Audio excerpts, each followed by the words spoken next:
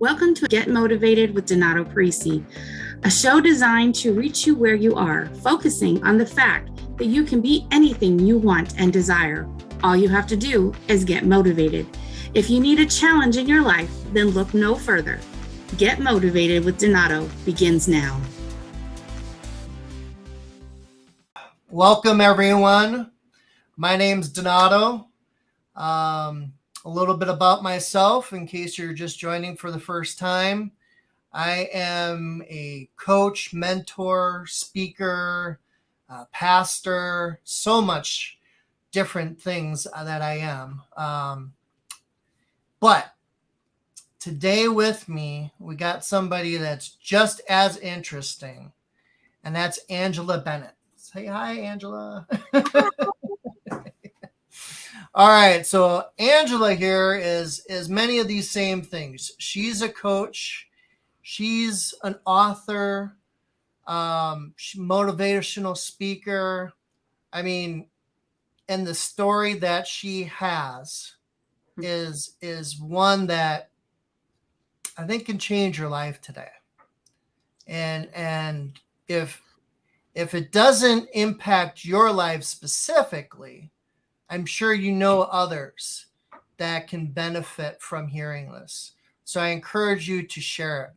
And I want to just read a quick little part of her book here, Woman of Power, Igniting to Serve, that's been released. And this is just a little synopsis or part of her bio here. So her mantra is simple: as one reshaped from the ashes of an unfortunate past, Angela exists to help women to know and understand that one's past does not define them, it refines them. She pledges to reach out to those who are at their personal breaking points, lifting them out of their pits, helping them find themselves as she's done for herself. So welcome, Angela, and tell us a little bit more like that about yourself. I just kind of gave you a little warm introduction there. Yeah, thanks, Donato. Thank you for having me. It's such an honor. Yeah, so coming from a background of domestic violence, depression, a few suicide attempts, and eventually prostitution, I have been in the deepest, darkest places. Many people won't ever reach, but I've reached it, and others have gone deeper even still. And it's so hard to get out of those places and to have belief and self-worth enough to know that you do deserve better. But the beautiful thing is that each one of us is created uniquely, and we all have a purpose that we get to bring to this planet. And we're the only ones that can do whatever our purpose is. We are the only ones that can fulfill that purpose the way it's meant to be fulfilled. And being in places like this, I dealt with a lot of guilt and shame and unworthiness. And I had to really do a lot of digging and a lot of work and a lot of healing to find and rediscover that self-love and that worthiness, and to release the grip of shame and guilt, because they're such heavy weights. It's like a heavy cloak that so many people wear. And our past does, as my bio says, my mantra says, our past does not define us. It refines us. And I mean, think about a diamond, for example. It goes through the hottest pressure and amount of the strongest and deepest amount of pressure to become this unique stone that people pay so much money for. And that we are the same, going through things that we go through. They often break us, but before our breakthrough, often our breakdown comes before our breakthrough. And so things that we've been through just refines us, and it creates tenacity and courage and resilience and character even. I think that's some very good points, right? Where that refining process, right?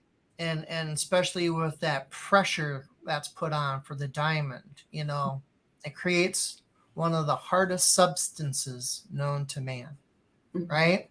And that's what we experience in our lives. And not letting the past define us is key, right? We can't go back. We can't change our past.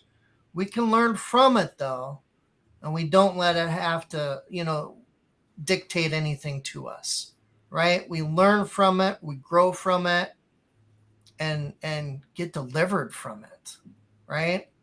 And I think your story, talks so much about that. But I want to know from you, like, your unique perspective and how to get people motivated. Like, that's what this show is about, right? Is getting one motivated to get out of the stuff that they're in, right? Pick themselves up off the ground, dust themselves off, come up with a plan, look at their goals and dreams, and then move forward, right? And get motivated, stay that way. So give us your perspective on what getting motivated is all about. Yeah, sure. Look, for me, it's all about mindset. We have paradigms and beliefs in our lives that we live by, and we get to choose. Do you want to be motivated and accomplish everything that you want to accomplish, or are you happy being stagnant? There's a story that Les Brown talks about, or that Les Brown tells, and there's a gentleman that walks to work every day, and he walks past his neighbor's house, and they're an old couple, and they're on the porch every morning, and his dog's there, and the dog's always moaning and groaning every day. And eventually the guy walks past one day and he stops and he says, "Excuse me, sir, why is your dog always moaning and groaning?"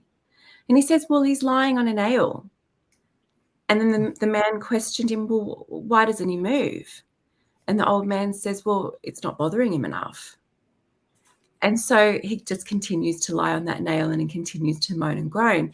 And a lot of us are like that. We will moan and groan about it and complain about a situation, but it doesn't bother us enough to take the steps in making the changes.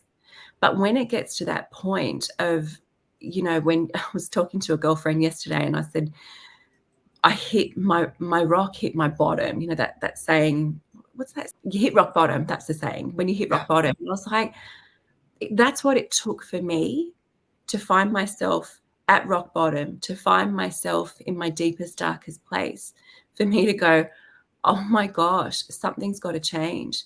Because when you wake up with your children around your hospital bedside after you've tried to take your life again, it's so unnerving, and it's in such a desperate place. And it's like, I can't keep doing this. Something has to give. And that was one of the pivotal moments in my life where I just thought, I have to find a way to make these changes. And so I started doing a lot of searching and a lot of researching who I could find to help me, because I needed a mentor, I needed coaching, I needed someone. It's really hard to do this work on your own. Yep. Almost impossible. Like, you do need help, whether it's podcasts that you listen to of motivational speakers that get you up every morning, whether it's finding a coach that can help you out of that space, whether it's a psychologist, whatever it is that helps you take those initial steps. It's paramount that you do it, because it is, like I said, it is so difficult to do it on your own. But your mindset is so important, but also looking at the people that you surround yourself with, because we are the top 5 people who we surround ourselves with. So if your friends are all, I don't know, just go for an example, if they're all drug addicts or alcoholics, you're in the same pattern, and that's what you're going to be doing. So to break away from that, you need to let go of the people that are holding you back. And it's uncomfortable and it's scary, but your comfort zone, as they call it, that's not really comfortable either. Like, let's be honest, who's comfortable in this comfort zone where they're stagnant and nothing's growing and nothing's moving forward and nothing's expanding? And the growth part and the healing part is very confronting, and it's very painful at times. But once you're through that onto the other side, it's so liberating and empowering to have done that work and to be changing your life and to be moving forward. Excuse me. I still have mentors in my life to now, and I always will, because they know what I don't know, and they can help me get to the next level, and they can challenge me. But the mindset is so important, and your goals are so important, and writing them down each day and being still and quiet and listening to what's in your heart is so important, because in that stillness, you will hear words from God, or you will hear your heart speak. And what your heart says to you that's your truth. I've lived a life that was so incongruent for so long. And it destroyed my soul, and it was exhausting. And you're in fight or flight mode almost every day of your life, trying to function in a way that is, like I said, incongruent with you. And you tell yourself that you're happy, but everything in your body and all your cells know otherwise. And they know, I'm not really happy. And so when you eventually change that and move out of that situation and start living a life in alignment with you and with what you believe and with who you're truly meant to be, everything changes. It's scary making that initial step, but the doors that open when you're living in your truth, when you're living in alignment and from a true heart space, it's incredible. The people that come in and the people that you attract, and like I said, the doors that open, they're just endless and beyond your wildest dreams, beyond your wildest imagination. That's so good. I mean, you touched on a few things there, like, wow, we need to go deeper into some of this, right? I guess I want to start off first a little bit with the coaching, the mentoring, like you mentioned. I mean, both of us probably have a lot of the same mentors, actually, and the thing that maybe some people don't realize yet, because we haven't talked about it, is I'm in the US, you're in Australia. So, even even though there's a huge separation there, right? You're on the other side of the world, or I am, depending on your perspective. We're very much the same, and we're very much connected in the same circles, and we have the same type of philosophy on life, and that coaching, that mentoring, I think is a key. And I've talked about this personally, where I encourage everyone to have multiple mentors. I mean, I think it's so important that you have, like, I'll just use me, for example. Yes, I need male role models, right? I need male mentors and coaches that are going to challenge me to grow. At the same time, though, I need female mentors, right? To give me a different perspective on things. So I can see it from a different perspective. I can see that softer side instead of just being that tough, rugged dude, right? Or even I need people from other cultures or backgrounds. I don't just need the old white guy, right? Les Brown is both of our mentor, right? Yes. So, Yes. I mean, that's a great example. Pamela Hinkle is both of one of our mentors. John Tallarico. I mean, we could probably go on and on here, but all of these people play a role, right, into our lives. And I want to hear a little bit from you on this kind of line. Like, you're a coach in your own right, and so you need mentoring still, right? What can you tell us about mentoring and what that means to you, but also like tell people what to do to get involved with that? Yeah, sure. I think accountability is so important, and that's what comes to mind when you talk about a mentor.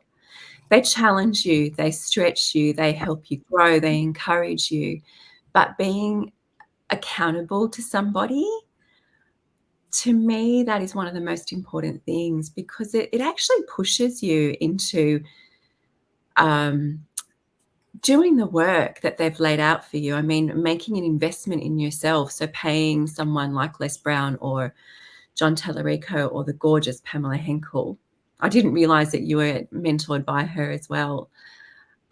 She's phenomenal. But investing that money in these people, and which is the investment is in yourself at the end of the day. It's so important. She is an incredible mentor for me, and she prays for me. It's incredible. I love that about Pamela. She prophesies over me. She stretches and pulls me and pushes me and pokes and prods places I don't really necessarily want to go, but they're necessary for the next stage of growth. Les Brown challenges me. I get so nervous every time I speak. Every time I know it's my time of day for a call with him, I actually get a little bit anxious. I'm like, oh my gosh, he's going to push me out of my comfort zone again. I can deal with this. It's all worth it in the end. And, at the end of the day, we're all human. And I used to put him on this pedestal, and I thought, you can't do that. We're all human. But he pushes me in a way that no one else really does. John Tallarico is amazing. And the great thing about working with these people is you build such an incredible tribe.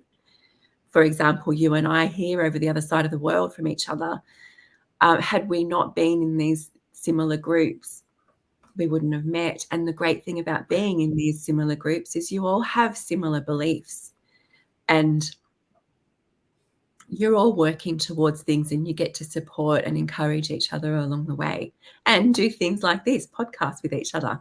And we help push each other out, or like push each other out to the world, expose each other, because we encourage and help build each other's businesses, which is, it's such a wonderful experience. And I mean, to me, I never want to stop learning and growing and educating myself. I don't ever want to be stagnant again. It's too easy to slip back into old habits or old beliefs. And I'll give you an example. This is really raw and transparent. Recently, I walked away from a relationship that was helping me financially in a few different areas. And I knew that relationship had come to an end, and sure enough, it ended. And it was really, really frightening to walk away from that extra bit of financial support.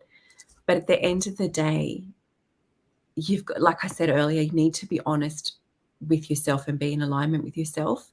And the things that have come along my way and into my path since making that scary step have just blown my mind in such a short space of time. And because I had to step away from that financial help, I honestly thought, this is my vulnerable part, I honestly thought about going back into the sex industry for a small moment. I was like, oh my gosh, I need to sell my car. I had this beautiful prestige car, and I had to let it go. And there were a few changes that I had to make, a few financial sacrifices that I had to make. And so I panicked and I went, my old paradigms turned up. And it's like, what you know best is to do this. And I just went, whoa, you've got to stop living from a place of fear, a place of scarcity, a place of being that, I don't want to use the word weak, but being so not trusting enough in God and not trusting enough in myself to know that I have so many tools and so much support around me to be able to make the step financially with my coaching, with my writing, with my speaking. Why is that my first go-to? Yeah. And it's, being around people like you and Pamela and Les Brown and John Tallarico and our tribe, they're there to push you up. They're there to push you forward and to help you keep going. But recognizing the paradigms and the habits that you slip back into, or I'd call it your weaknesses if you want to, the easy way, it's not always taking the hard road is harder, but the results are so much better long term. And honoring myself, honoring yourself in every choice that you make is the most important thing and the most valuable thing. Yeah, I mean, that's so good, right? And again, you touch on so many things. That's great. Well, let me ask you this. I should have started with this, but as we were talking about our mentors and stuff, like this was our icebreaker that we were supposed to do. If there was anyone, past or present, that you would want to like meet, who would that be and why? What would you get from that? Well, there's two people. I mean, I have met Les Brown, but not in person yet, but hopefully in November. But the other person is actually Prince, the artist Prince. He blew my mind with his music talent, with his lyric ability. And I always thought how amazing it would be to sit at a dinner table with a talented man like that, because we know what the world portrays for us in him. But to know him on a personal level, I just thought would have been incredible. So that's my answer to that. And I truly pray that he is in heaven with my mama waiting for us. Well, I do believe I heard that he, accepted the Lord, so we're gonna believe in that, and hopefully he's leading a choir there or something. I actually went to school where he went to school, not at the same time, so I don't know him. But if you ever come to Minnesota and visit us here, I'll take you over there to Paisley Park and you can tour it. So. Really? Oh my gosh, yep. You are on my hit list for November, Nicole. Already know. Pamela. All right. Well, so that's good. And now going back to what we were talking about here, the mentoring and that kind of thing, to the opposite a little bit of that. And you kind of touched on it when you were talking the first time here, was the other people in our life, right? You mentioned like we are who we associate with. And sometimes we might associate with the wrong people, and or we just have certain people in our lives that aren't necessarily the best role models, right? Mm-hmm. Or the influences or things like that. They can tend to drag us down, or we don't want to be associated with that type of thing. And this is the tough part to talk about, because it's not necessarily motivational. It's not necessarily something, I don't know, that's reflected necessarily good on. But once in a while, you have to cut out those people in your life, right? Because if you're going to grow up higher, right? If you're going to get to that next level and get out of the things that you're in, you need to make a conscious choice and decision to remove some of those people from your lives. So it sounds like, you've done that type of thing. And what kind of things can you tell us about that? Like, how hard were those choices, and what made you make those choices, and how you got, out of those things, but how better you're doing because of it? Yeah, great question. There's two things that I want to touch on here. The first one is when you make that decision to change your life and to move away from those people, they will reach out to you. I promise you, they will reach out to you and tempt you with all of that you're leaving behind. It's as though you make that decision. Okay, I'm not going to do drugs anymore. I'm not going to do alcohol anymore. I'm not going to party.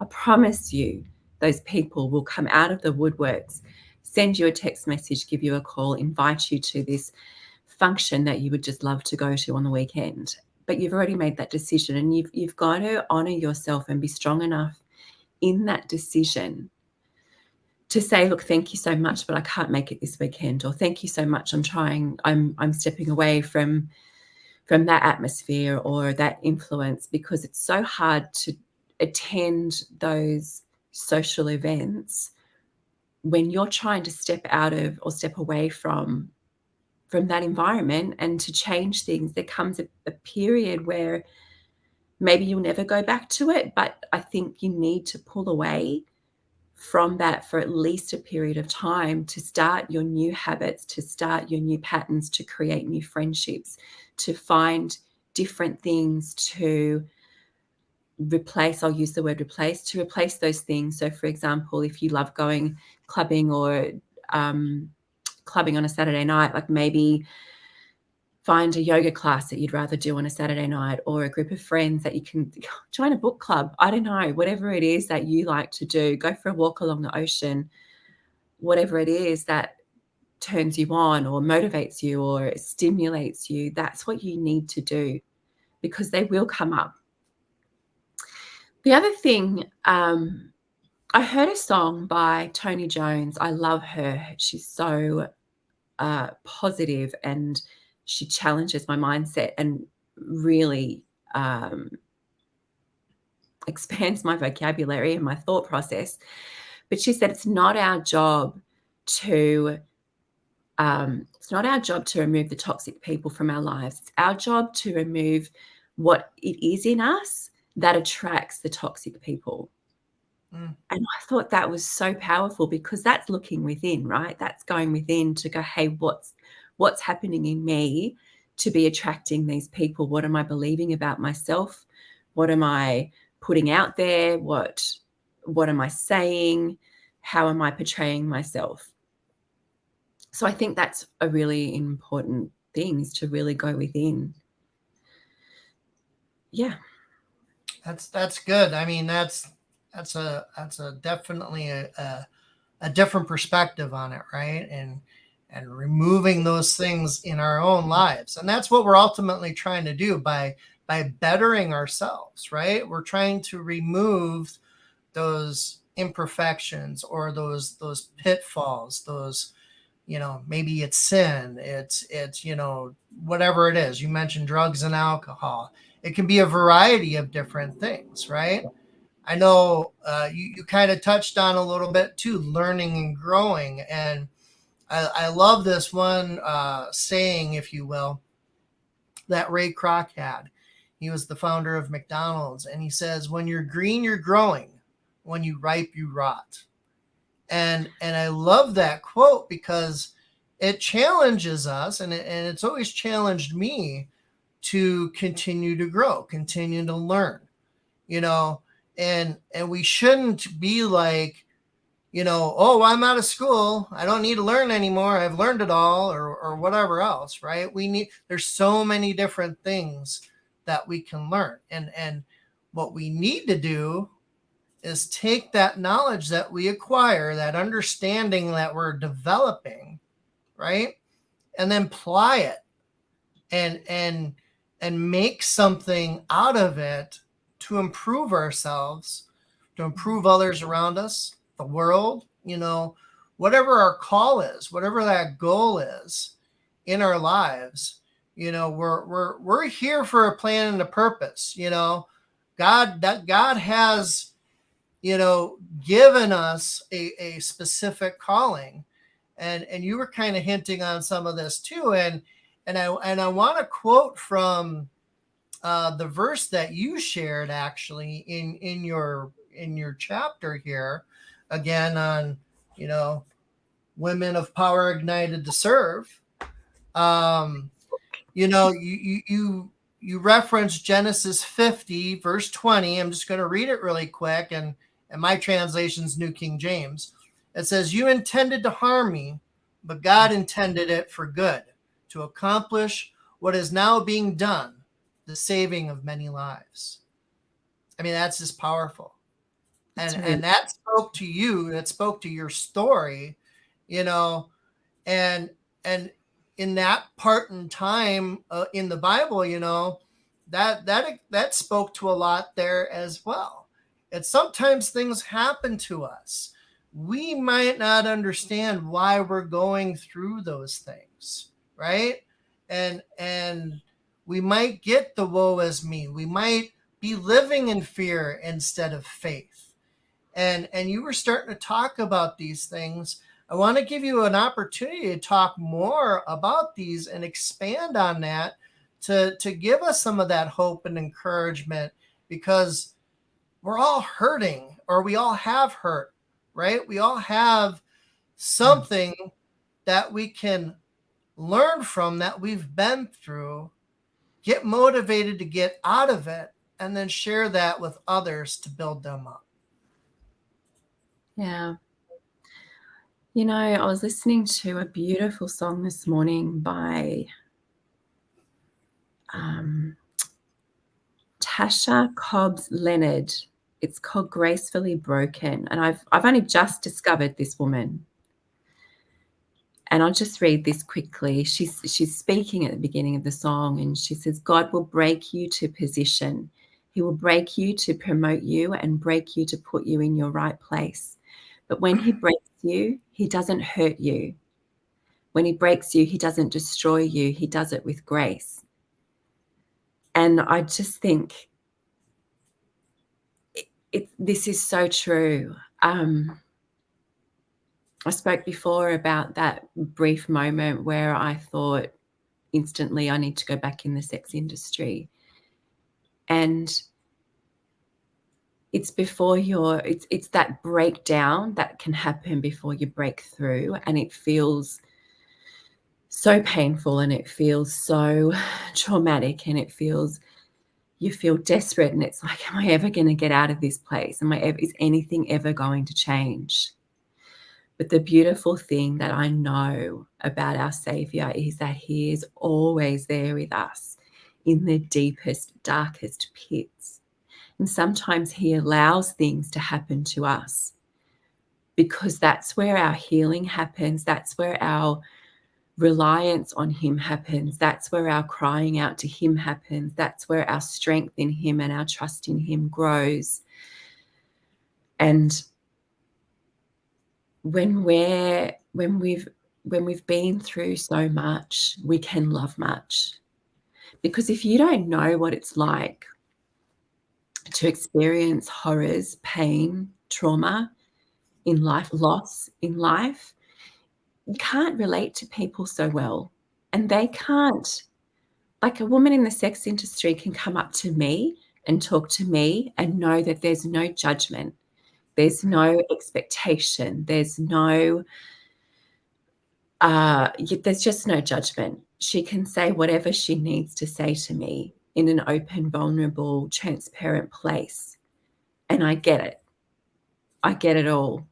and it's okay, and I would have compassion towards her, and I would embrace her if she wanted me to, and I can relate to her. So there's nothing in my life that I would have that I would change if I had to do my life again, because I can bring so much grace, so much understanding, so much non-judgment and acceptance to people who've been through what I've been through. And so whilst the pain and the trauma is real, and the PTSD is real, and it's horrible, and you learn how to work through that and deal with that and live with that, so you're not triggered anymore and you're not in fight or flight anymore. But I have those experiences, I have that knowledge that now allows me to reach down to someone else to be able to help them up. I'm not going to lie on the floor next to them and cry and be a mess with them, because then I can't help them up. But if I'm on my knees, I can reach down and pull them up. If I'm not lying down there next to them. Does that make sense? Yeah. So, sorry. Go ahead. Yeah. So just that, I love that expression, gracefully broken. I thought, how perfect was that? Because gracefully and beautifully broken I am. And it reminds me of that Japanese tradition called kintsugi, Kintsugi. I don't know if you heard of it, but if they smash a bowl or a vase or some type of pottery, they put it back together with precious metals like gold or silver. Oh, yeah. And so where it's been joined together now increases its value, because you see its brokenness and bringing it back together like that. And the precious metals that I get goosebumps talking about this. The precious metals that brings it back together now gives it more value. And I look at myself like that. And the broken pieces of my heart is where the Holy Spirit shines through. And that's, and the love of God that I know so well and so pure and so deep. That's where he shines through, and they're the parts that he's healed and brought back together to make me whole again. And now I get to bring that beauty to other people. Yep, amen. And you're so right on track there. Like, each of our own stories, right, can reach certain people. You're going to be able to reach people I can't reach, right? And the other way around. And those that are watching, are going to be able to reach out to other people. And we've all gone through things in life, right? We all have a past, and none of us are perfect. None of us will ever be perfect. But to know where we were, we were dealt certain cards, right? We don't have to accept that hand that we were dealt. Yeah. We don't have to live in the muck and the mire that we're in. There is a way out. There is salvation. There's hope. There's things to lean on. God, to follow after Jesus. Get in touch with the Holy Spirit, like you were just talking about, and find that way out, and connect with the people that can help you out, right? You made a good analogy there, being down on your knees. Maybe that's where God's taken you to, is down on your knees in prayer, right? That brokenness has led you there. But that's fine, because now you're still in a position to get up. You're not in the gutter. But even if you are, there's hope. There's a way out. And again, I think your backstory with all of this, and maybe you can share a little bit more on the things that can provide that hope, that encouragement to others that have gone through things, that might be going through things, to give them a way out. Yeah, sure. Les Brown has a quote, and it says, asking for help is not because you're weak. Asking for help is so you can remain strong. And I truly believe asking for help, reaching out to somebody, finding the right people. Not everyone will be able to help you that you reach out to. Not everyone's equipped for that. But if you keep looking and if you keep searching and if you keep reaching out, they will help. You will find the right person to help you. It's too hard to do it on your own. It's not impossible, but it's hard and it might take longer. So I truly believe reaching out and finding someone who can help you is important. I've done a lot of breath work. I'm not sure if you know much about it. I don't know how big it is in America. It's becoming quite big here in Australia.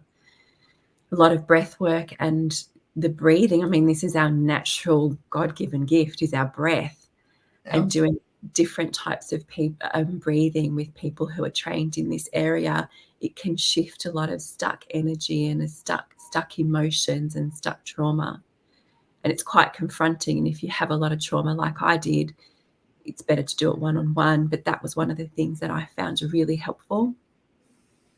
Also yoga or exercising or a walk on the beach, just getting that natural dopamine moving in your body, flowing.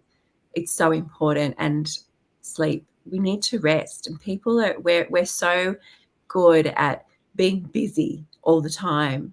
But rest is actually productive, because you're no good to anyone if you're burnt out, you're struggling to get out of bed in the morning, things like that. It's so important to take that time that you need and to actually be gentle and kind with yourself when you're going through healing, trauma, transition.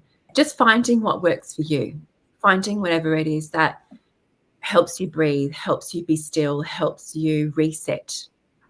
I think that's really important to do. Take a bath, whatever it is, walk your dog.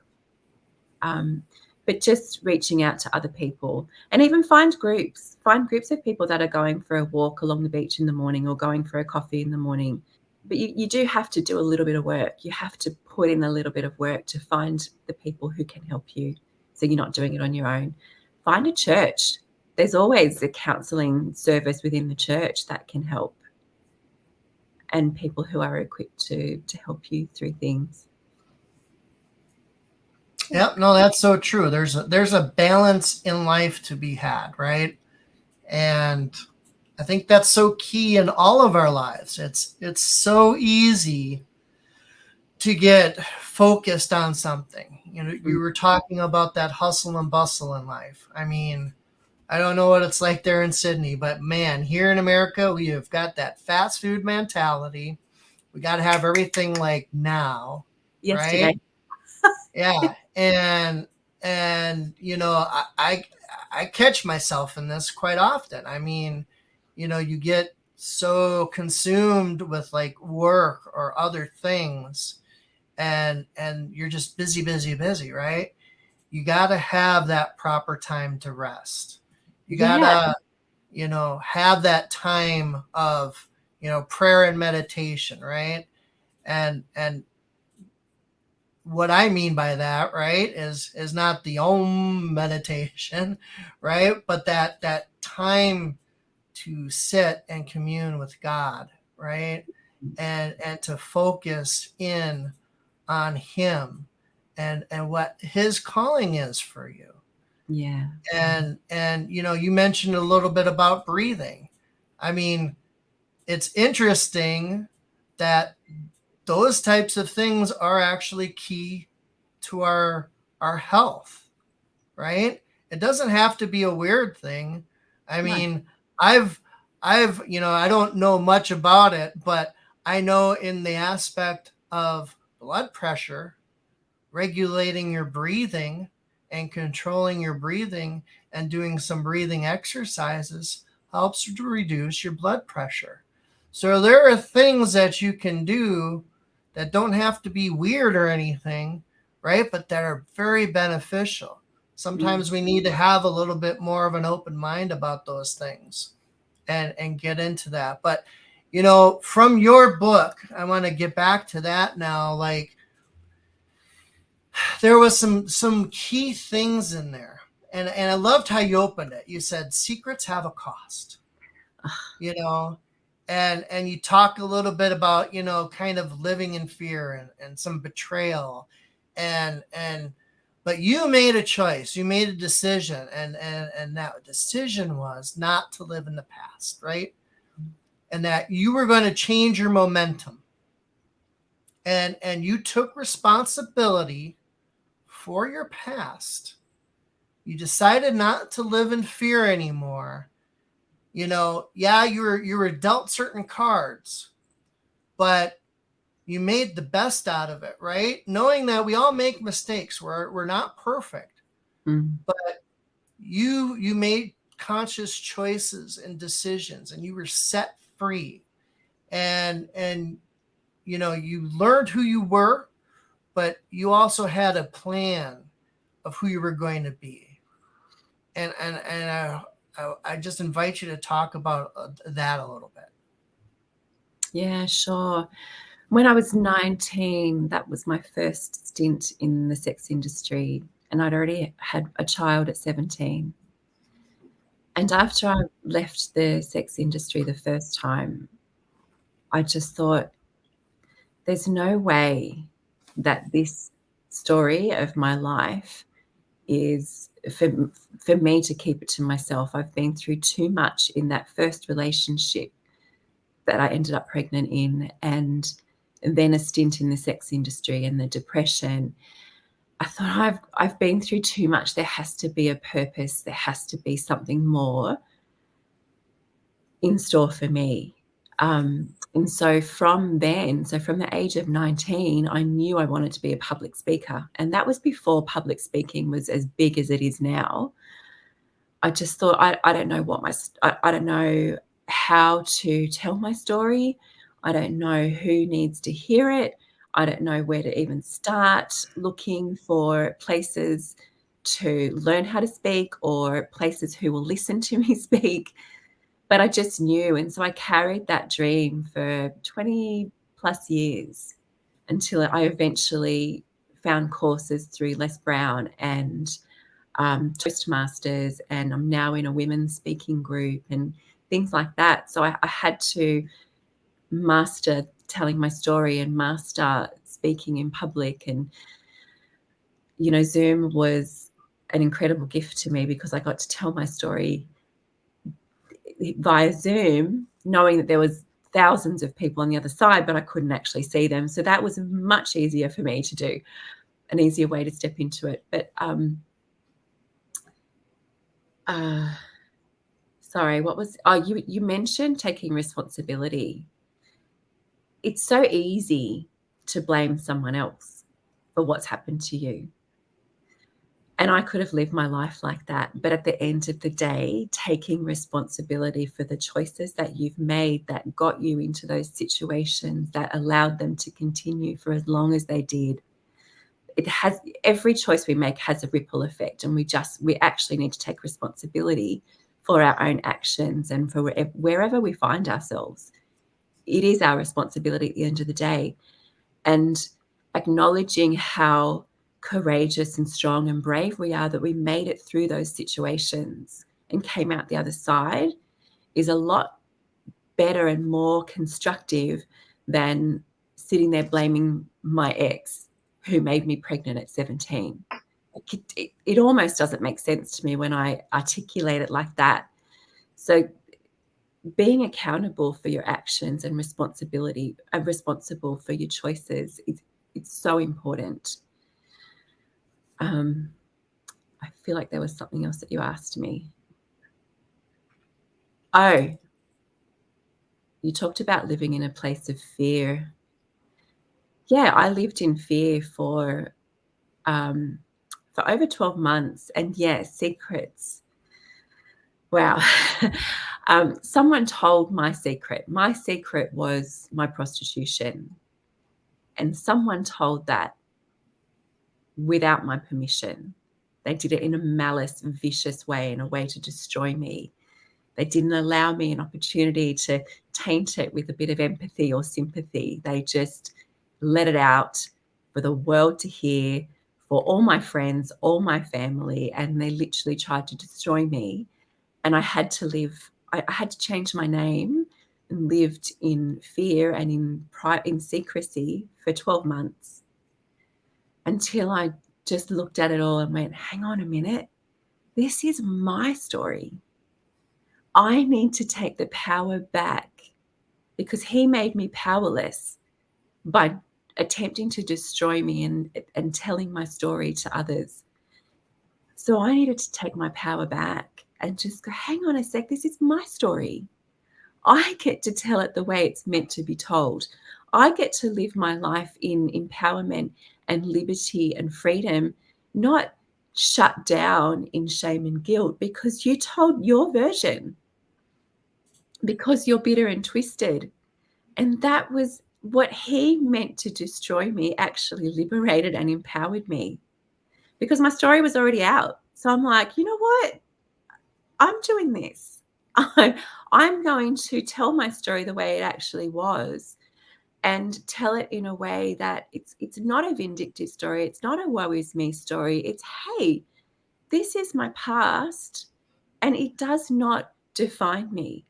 It's refined me into who I am today. And I am so far from perfect. And I never even strive for perfection.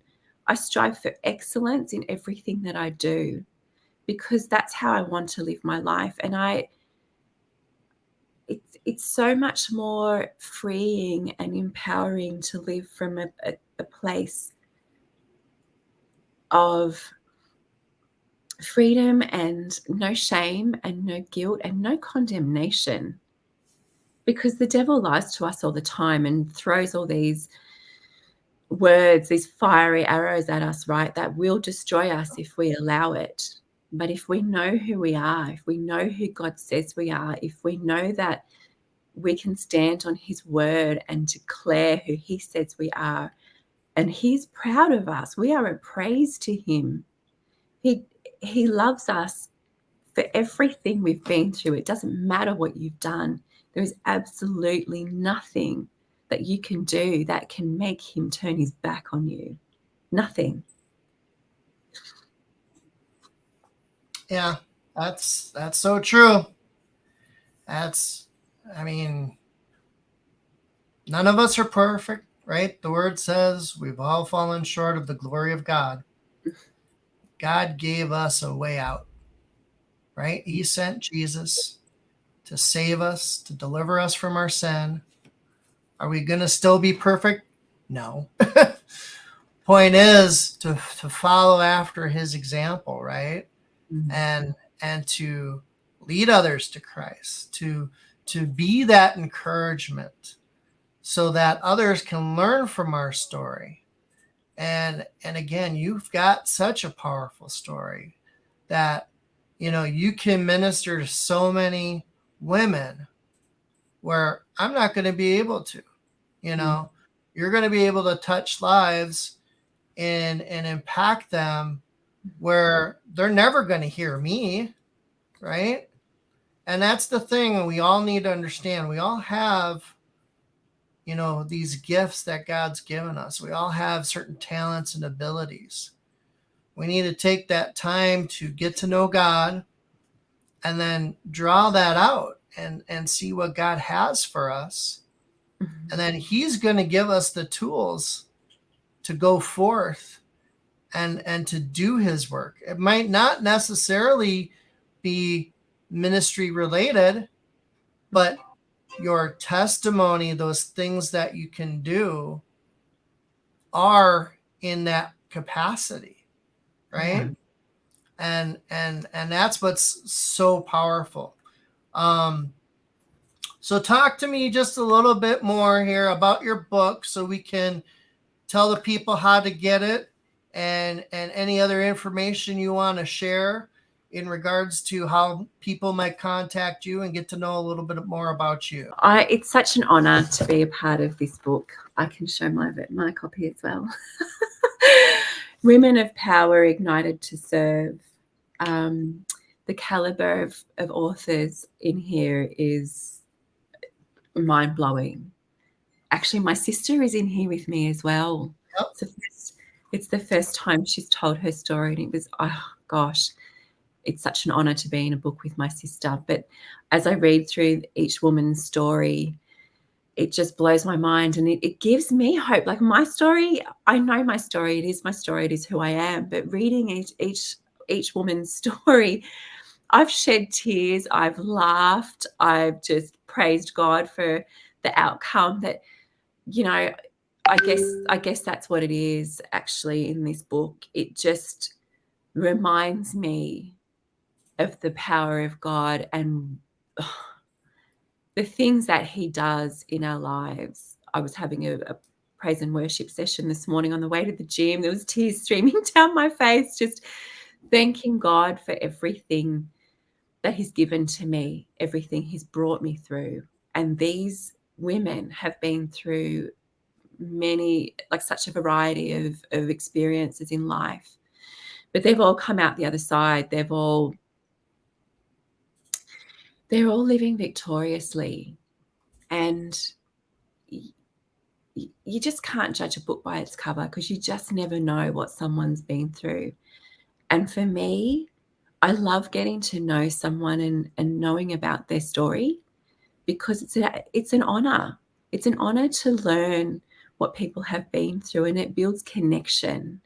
This book it's just an incredible book, and you just need to buy it or buy it for a gift for someone. But yeah, it's a powerful, powerful book.